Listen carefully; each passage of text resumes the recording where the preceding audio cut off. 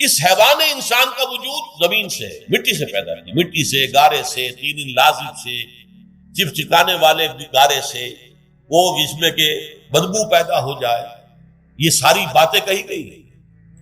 اور سائنس بھی کہتی ہے مٹی سے پیدا ہوا، کیسے پیدا ہوا اس میں اختلاف ہے، لیکن یہ کہ ہے مٹی ہماری اوریجن، قرآن بھی کہتا ہے اور سائنس بھی کہتا ہے۔ اور ہمارے وجود کو جب وہ تھک جائے، مزمحل ہو جائے، اس کی انرجی کم ہو جائے، تو اس کے لیے جو غذا ہے، جو تقویت ہے، وہ بھی ساری زمین سے آ رہی ہے۔ آپ نے پھل کھائے، آپ نے گندم کھائی، آپ نے چاول کہاں سے آ رہا ہے؟ اچھا بکری کا گوشت کھایا تو بکری کا گوشت کس چیز سے بنا ہے؟ اس نے گھاس کھائی ہے، اس نے پتے کھائے ہیں، وہیں سے تو بنا ہے۔ الٹیمیٹ سورس آپ کے وجود حیوانی کے لیے جو آ رہی ہے وہ زمین ہے۔ وجود روحانی کو بھی تقویت کی ضرورت ہے، وہ بھی مزمحل ہوتی ہے، کمزور ہو جاتی ہے، خاص طور پر جبکہ وجود حیوانی کا اس پر غلبہ ہو جائے، تب تو یوں سمجھیے کہ وہ بالکل بے ہوش ہو کر موت کے قریب پہنچ جاتا ہے۔ اس کی تقویت، اس کی غذا وہیں سے آئی ہے جہاں سے روح آئی ہے، وہ کلام ربانی، روح ربانی، نفخت فیہ من روحی من روحی من روحی، میں پھونک دوں اس میں اپنی روح میں سے۔ روح کا تعلق ذات باری تعالیٰ کے ساتھ ہے۔ اسی طرح کلام ربانی کہاں سے آیا ہے؟ اللہ تعالیٰ کے پاس سے۔ یہ اس کی تقویت کا ذریعہ ہے۔ اب عام حالات میں کیا ہوتا ہے؟ ہمارا یہ وجود حیوانی چھایا ہوا ہے ہمارے وجود کے اوپر، بیچاری روح جو ہے دبی رہتی ہے، پسی رہتی ہے۔ اگر خدا نے خواستہ ہم گناہ گار بھی ہیں، گناہ پر گناہ کا ارتکاب کر رہے ہیں، تو وہ روح جو ہے وہ قلب کے آئینے شیشے کے اندر ہے۔ فیہا مصباح، المصباح فی زجاجہ، الزجاجہ کانہا کوکب دری، قلب جو ہے شیشے کے مانند ہے جس کے اندر روح کا چراغ جل رہا ہے۔ اب اگر یہ اوپر جو شیشہ ہے اس پر دھواں آ گیا، لالٹین کی چمنی پر دھواں آ گیا تو روشنی باہر تو نہیں آئے گی۔ اگر انسان گناہ کرتا ہے تو قلب پر رین، زنگ آ جاتا ہے، یا حضور نے فرمایا ایک داغ لگ جاتا ہے، اور گناہ کرتا ہے اور داغ لگتا ہے، اور گناہ کرتا ہے اور داغ، یہاں تک کہ بالآخر پورا قلب سیاہ ہو گیا۔ اب وہ روح اندر بند ہو گئی، وہ دفن ہو گئی۔ اس کے لیے اب ضروری ہے کہ اب ایک پروگرام ایسا دیا جائے جو ریورس ہو جائے۔ دن میں روزہ رکھواؤ تاکہ وہ جو اینیمل انسٹنکٹس ہے وہ دبے، تو جب یہ وزن جو ہے اس کے اوپر کم ہوگا تو کچھ سائی آف ریلیف سے ملے گی۔ جیسے بے ہوش آدمی پڑا ہے، اسے کوئی ہلکا سا ہوش آ رہا ہے، آپ نے پانی کے کچھ چھینٹے دیے، اس کے بعد آپ نے رات کو کھڑے ہو کر قرآن کے انوار کو اتارا، بارش برس رہی ہے روح انسانی کے اوپر، قلب روحانی، قلب انسانی کے اوپر، جس میں کہ وہ روح جو ہے وہ دفن ہے، وہ زندہ ہوگی اثر نو، ہوش میں آئے گی، اور ہوش میں آئے گی تو دو کام ہوں گے۔ ایک تو اسے قرآن کی عظمت کا احساس ہوگا، یہ قرآن میری حیات تازہ کا ذریعہ بنا ہے، میں دب گئی تھی، میں پس گئی تھی، میں بے ہوش تھی، میں نیند مردہ تھی، اس قرآن کی بارش نے، یہ ترشح جو ہوا ہے مجھ پر، اس نے مجھے حیات تازہ عطا کی۔ یہ جو قدر کا احساس ہوگا قرآن کا، لعلکم تشکرون، تاکہ تم قرآن کی عظمت سے واقف ہو۔ ایک انسان بھوک کی وجہ سے اس کا شوگر لیول اتنا گر گیا کہ بے ہوش پڑا ہوا، اب ظاہر بات ہے کہ آپ اسے کچھ پانی کے چھینٹے دیں گے تو کچھ ہوش میں آئے گا، پھر غذا دیں گے اب وہ پوری توانائی پر آئے گا، تو معلوم ہوگا اسے اس غذا کی کیا قدر و قیمت ہے۔ اگر آپ کو بھوک ہی نہیں لگتی تو غذا بے معنی شے ہے، پیاس ہی نہ لگے تو آپ کو کیا معلوم کہ اس پانی کے اندر کتنی بڑی عظمت ہے، یہ میرے لیے کتنا بڑا انعام و احسان ہے اللہ کا۔ وہ تو پیاس پر، جان پر بنی ہوئی ہو، اور پیاس اس وقت آپ کو ایک گھونٹ پانی کوئی دے دے تو آپ کو معلوم ہوگا دنیا و مافیا سے بڑھ کر ہے یہ ایک گھونٹ پانی جو مجھے ملا۔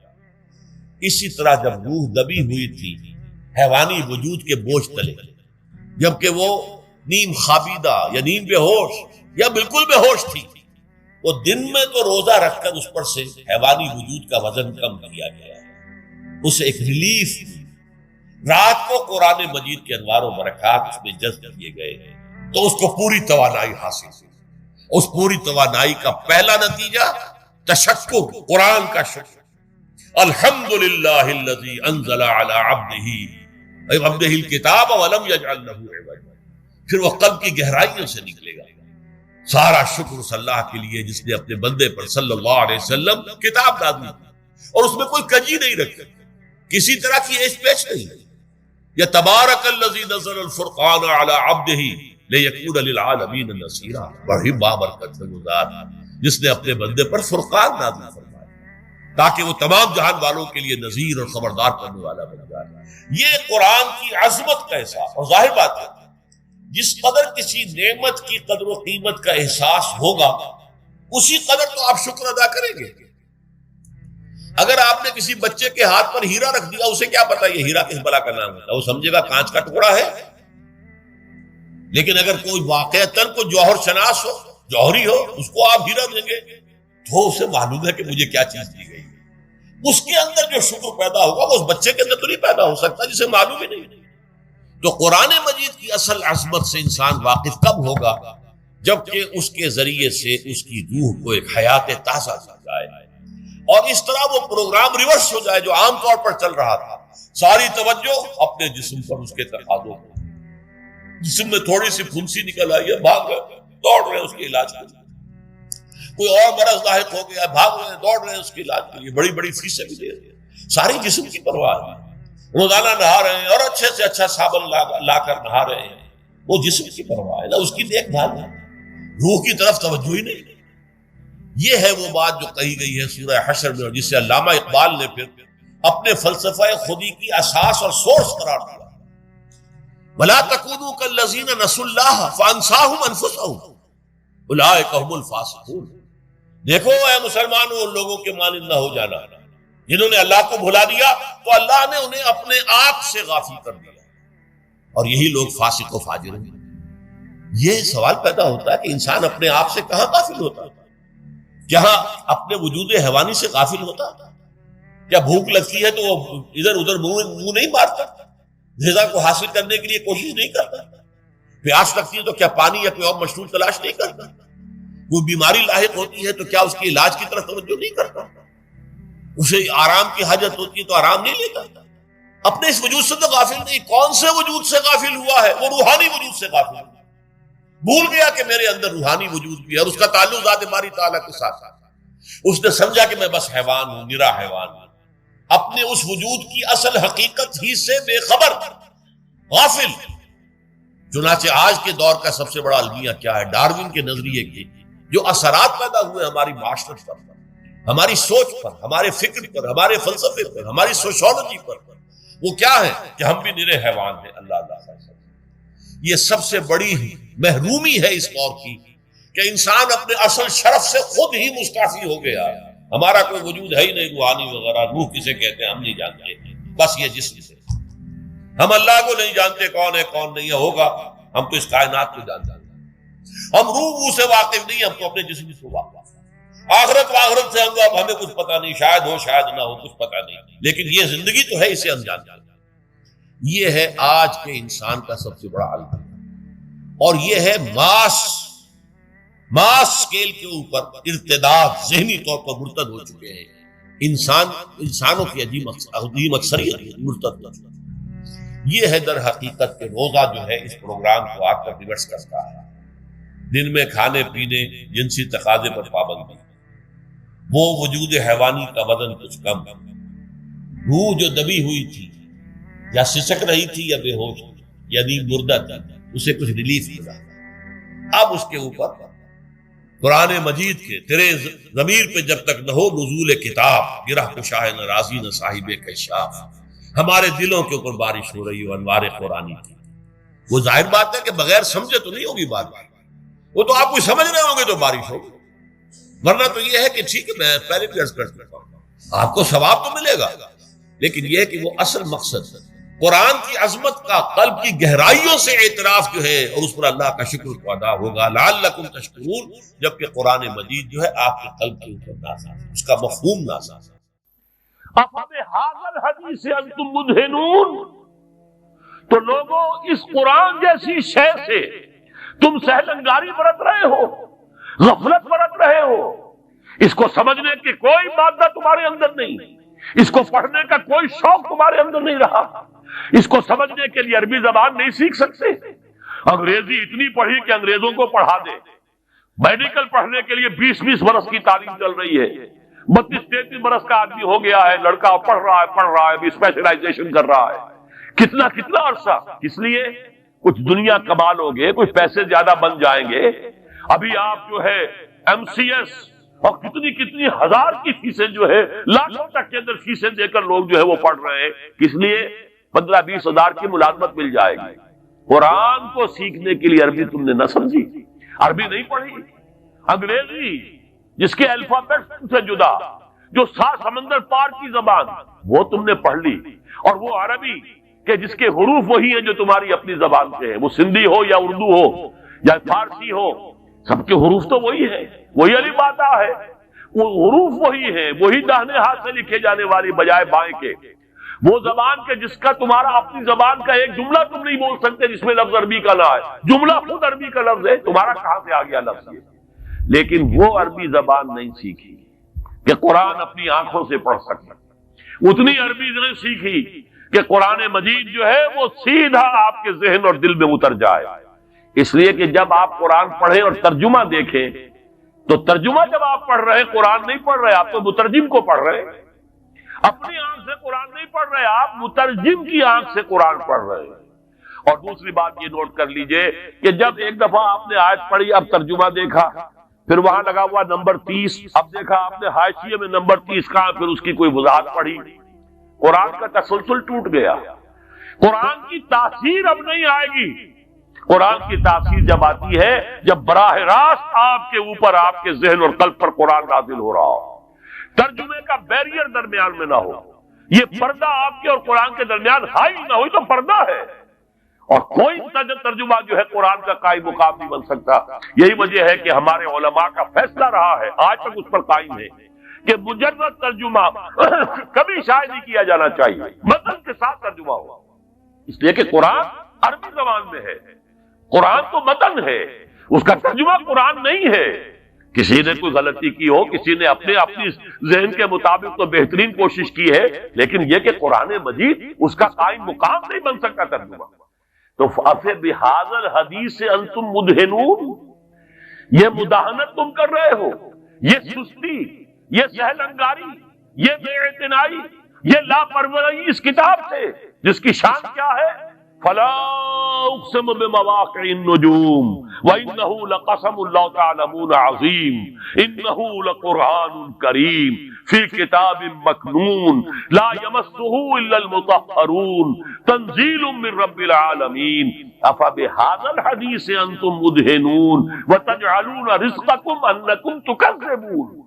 سخت ترین آیت اب آ گئی، تم نے اپنا نصیب یہ ٹھہرایا ہے کہ قرآن کو جھٹلا رہے ہو۔ آپ کہیں گے یہ تو ہماری بات نہیں ہے، ہم نے تو جھٹلایا نہیں، قرآن کو تو ہم مانتے ہیں، اللہ کا کلام ہے، چومتے بھی ہیں اسے، اس کو بڑے اچھے جزدان میں رکھتے ہیں، اوپر رکھتے ہیں، گر جائے تو پھر یہ کہ اس کا صدقہ دیتے ہیں وغیرہ وغیرہ، ہم نے جھٹلایا تو نہیں۔ لیکن اصل میں ایک جھٹلانا ہے زبان سے، تکذیب قولی، ایک جھٹلانا ہے تکذیب فعلی یا تکذیب حالی۔ اگر آپ اسے پڑھتے نہیں، سمجھتے نہیں، اس پر عمل نہیں کرتے، اسے اپنا امام نہیں بنایا تو جھٹلا رہے ہیں آپ اس کو۔ اور یہ بھی کہیں آپ یہ کہہ دیں یہ اپنی طرف سے اتنی سخت بات کہہ رہا ہے۔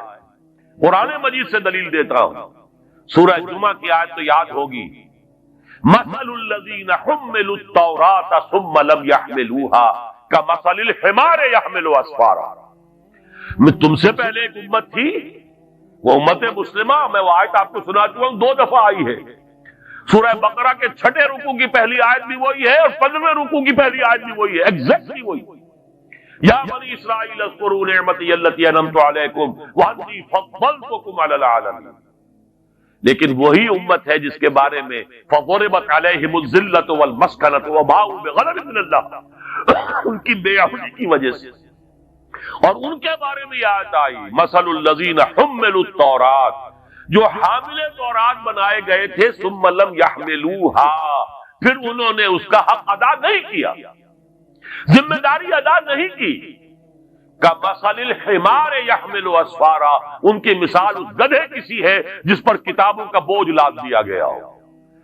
گدھے کے اوپر پیٹھ باندھ کے ایک گٹھڑی باندھ کر رکھ دیجیے سائنس کی کتابوں کی، آئنسٹائن کی تصنیف کی یا مکالمات فلاطون، اس سے گدھے کو کوئی فائدہ ہوگا؟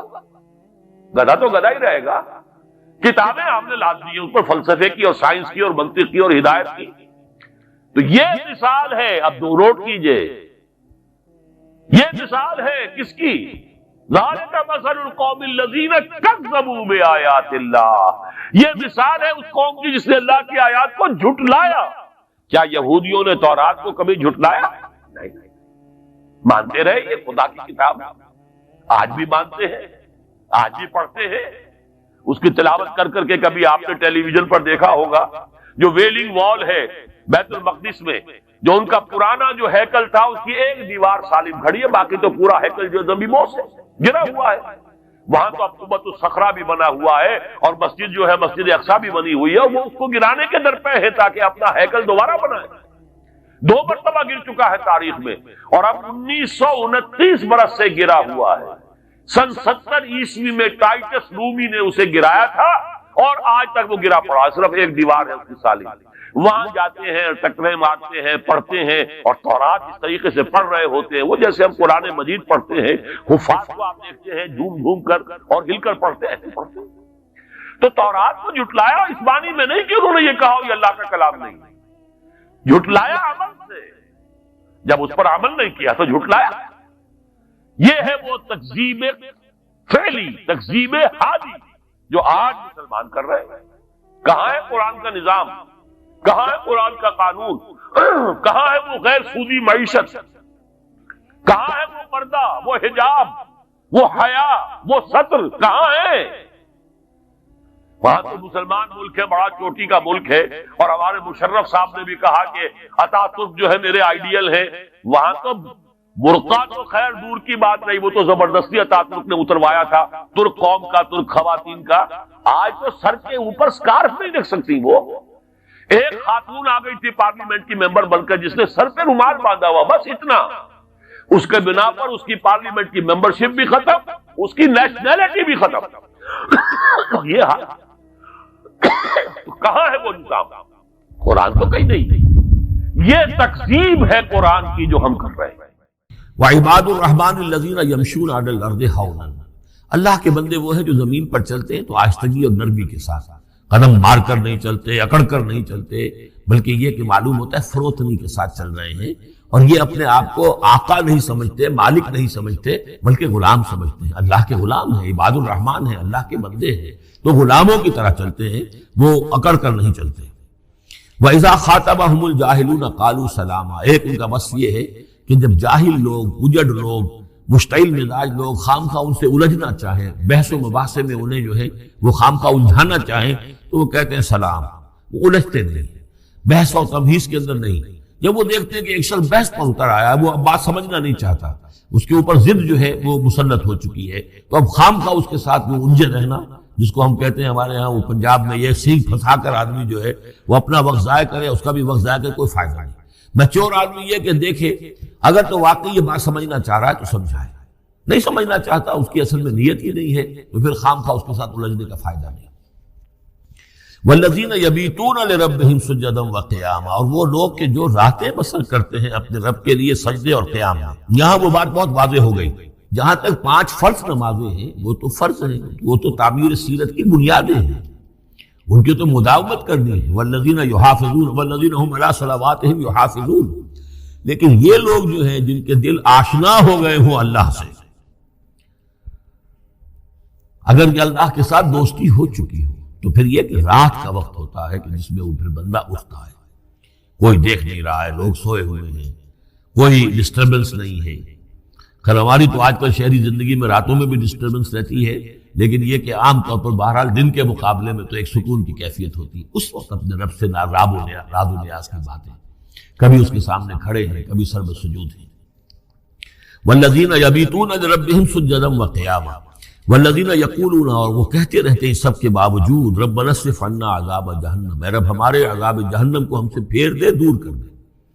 یہ سورہ نور میں بھی ہم نے پڑھا تھا کہ وہ ساری شخصیت جو ہے بیان کرنے کے بعد وہ اس کے بعد بھی لرزاں و ترساں رہتے ہیں. یومن تتقلب فیہ القلوب والابصار، ڈرتے رہتے ہیں اس دن کے خیال سے کہ جس میں نگاہیں اور دل الٹ دیے جائیں گے قیامت کے دن سے. ان عذابہا کان غراما، یقیناً اس کا عذاب جو ہے وہ چمٹ جانے والی شے ہے. انہا ساعت مستقر و مقامہ، پروردگار وہ جگہ جہنم جو ہے یقیناً بہت بری جگہ ہے، مستقل قیام کے لیے بھی اور تھوڑی دیر کے لیے بھی. جو میں نے عرض کیا تھا کہ دنیا میں بری سے بری جگہ بھی جو ہے اس میں بھی آپ تھوڑی دیر کے لیے جائیں گے تو ریکریشن ہو جائے گی چینج کی وجہ سے، اور اچھی سے اچھی جگہ جو ہے اس میں بھی مستقل رہنا پڑے تو پھر اس کے اندر کوئی حسن اور کوئی جو ہے دلچسپی باقی نہیں رہے گی. تو اس کے بجائے جو جنت کا اور جنت کا تصور دیا جا رہا ہے، جنت اتنی اچھی جگہ ہے کہ مستقل طور پر رہنے کے باوجود اس کی دلچسپیوں میں، اس کی رعنائیوں میں کوئی کمی نہیں ہوگی. اور جہنم اتنی بری جگہ ہے کہ ایک لحظے کے لیے بھی کسی کا قدم وہاں گیا تو وہ اپنی پوری جو ہے سختی اس کے اوپر ظاہر کر دے گی. والذین اذا انفقوا لم یسرفوا ولم یقتروا وکان بین ذلک قواما، اور وہ لوگ جو خرچ کرتے ہیں تو نہ تو وہ اسراف کرتے ہیں اور نہ ہی بخل سے کام لیتے ہیں، بلکہ اس کے بین اعتدال جو ہے واقعہ یہ ہے کہ دنیا کا مشکل ترین کام ہے، توازن اور اعتدال. ظاہر بات ہے یہ لوگ جو میچور ہیں، سمجھدار ہیں، اب ان کے ہاں یہ ہوگا کہ ان کے اس خرچ کرنے کے معاملے میں بھی اعتدال ہوگا. والذین لا یدعون مع اللہ الہا آخر، تین کبیرہ گناہ وہ ہیں جیسا کہ ہم نے پڑھا ہے سورہ نساء میں بھی، ان تجتنبوا کبائر ما تنہون عنہ، تو بڑے بڑے گناہ وہ کون سے ہیں کہ جن سے اگر تم باز رہو تو باقی چھوٹے گناہ تو اللہ تعالیٰ جو ہے وہ معاف بھی کرتا رہے گا. اور ان میں سے سب سے بڑا تو 2 مرتبہ فرمایا شرک، اور شرک کے بعد پھر قتل ناحق اور پھر زنا. یہ 3 ہیں. قتل ناحق سے بھی در حقیقت تمدن کی جڑ کٹ جاتی ہے، اور زنا سے تمدن جو ہے وہ سڈاس بن جاتا ہے، پھر اس کے اندر گندگی ہو جاتی ہے. تو اس حوالے سے یہ 3 چیزیں یہاں بیان کی جا رہی ہیں. والذین لا یدعون مع اللہ الہا آخر، وہ لوگ کہ جو نہیں پکارتے اللہ کے ساتھ کسی اور معبود کو. ولا یقتلون النفس التي حرم اللہ الا بالحق، نہ ہی قتل کرتے ہیں کسی جان کو جس کو کہ اللہ نے محترم ٹھہرایا ہے مگر حق کے ساتھ. قتل کے بدلے قتل والا معاملہ ہے، یا مرتد کا قتل ہے، یا زانی شادی شدہ کا رجم ہے، جو بھی ہے. ولا یزنون، نہ وہ زنا کرتے ہیں. ومن یفعل ذلک یلقى اثاما، اور جو کوئی بھی یہ کام کرے گا وہ اس کی پاداش کو پکڑ کر اس کو جو ہے اس حاصل کر کے رہے گا، یعنی لازماً اس کی سزا اس کو مل کر رہے گی. یلقى اثاما یضاعف له العذاب یوم القیامہ، قیامت کے دن اس کا عذاب دگنا کر دیا جائے گا. یہ آیت اس اعتبار سے بہت اہم ہے کہ منکرین حدیث نے بہت شور مچایا ہوا ہے کہ قرآن مجید میں کہیں عذاب قبر کا کوئی تذکرہ نہیں ہے، صراحتاً واقعتاً نہیں ہے، احادیث میں بہت تفصیل ہے، لیکن یہ کہ یہ مقام ایسا ہے کہ جس سے ثابت ہوتا ہے کہ قیامت کے دن سے پہلے بھی عذاب ہے. یضاعف له العذاب یوم القیامہ، دگنا کیا جائے گا ان کے لیے عذاب قیامت کے دن. اس کا مطلب ہے کہ عالم برزخ میں بھی ان کے لیے عذاب ہے. اور جو فرمایا گیا ہے کہ یہ جو قبر کا گڑھا ہے یا یہ جہنم کے گڑھوں میں سے ایک گڑھا ہے، اور یا جنت کے باغیچوں میں سے ایک باغیچہ ہے، اور یا تو وہاں ایک کھڑکی کھول دی جاتی ہے جنت کی جہاں سے ٹھنڈی ہوائیں اور خوشبوئیں آتی رہتی ہیں، اور یا یہ کہ کھڑکی کھول دی جاتی ہے جہنم کی طرف جس سے آگ کی لپٹ اور گرمی جو ہے اور لو جو ہے وہ آتی رہتی ہے. یضاعف له العذاب یوم القیامہ، قیامت کے دن اس کے لیے عذاب دگنا کر دیا جائے گا. ویخلد فیہ مہانا، اور پھر وہ رہے گا اس عذاب میں ہمیشہ ہمیشہ. الا من تاب، ہاں استثناء ہے، استثناء یہ ہے من تابہ، جو جس نے توبہ کر لی دنیا ہی کے اندر موت کے آنے سے پہلے ما لم یغرغر. الا من تابہ و آمن، اور ایمان لایا. گویا کہ جو شخص اس قسم کے گناہوں میں مبتلا ہوتا ہے چاہے وہ قانوناً کافر نہ ہو، حقیقتاً وہ کافر ہو جاتا ہے، ایمان اس کے دل سے نکل جاتا ہے. لہذا توبہ گویا کہ اثر نو ایمان لانے کے مترادف ہے. الا من تاب و آمن وعمل عملا صالحا، اور وہ پھر عمل کرے نیک. فاولئک یبدل اللہ سیئاتہم حسنات، تو ایسے لوگوں کی برائیوں کو اللہ تعالیٰ نیکیوں سے بدل دیتا ہے. اس کے دونوں معنی ہے کہ توبہ کے نتیجے میں ایک تو نامہ اعمال میں جو اندراج ہوا تھا برائی کا وہ صاف ہو جائے گا، اور اس کی جگہ نیکی کا اندراج ہو جائے گا. اور یہ معنی بھی ہے کہ زندگی میں اس دنیا میں توبہ کے نتیجے میں اخلاق جو ہے وہ پاک صاف ہو جاتے ہیں، دامن اخلاق کے دھبے دھل جاتے ہیں، اور انسان کا جو دامن کردار ہے پھر صاف شفاف ہو جاتا ہے. وَكَانَ اللَّهُ غَفُورًا رَحِيمًا، اور اللہ تعالیٰ غفور الرحیم ہے. وَمَن تَابَ وَعَمِلَ صَالِحًا، اب دوبارہ تکرار کی گئی، اور جو توبہ کرے اور پھر نیک عمل کرے، فَإِنَّهُ يَتُوبُ إِلَى اللَّهِ مَتَابًا، تو وہ ہے کہ جو توبہ کرتا ہے اللہ کی جناب میں، جیسا کہ توبہ کرنے کا حق ہے. توبہ کی تسبیحیں ہو رہی ہوں، استغفار کی تسبیحیں ہو رہی ہوں، اور آیت کریمہ کے ختم ہو رہے ہوں 1.25 لاکھ کا اور لاکھ کا، لیکن حرام خوری جو کی توں جاری ہو، وہ سارے غلط کام ویسے کہ ویسے جاری ہو، وہ کوئی توبہ نہیں ہے، اس کا کچھ حاصل نہیں.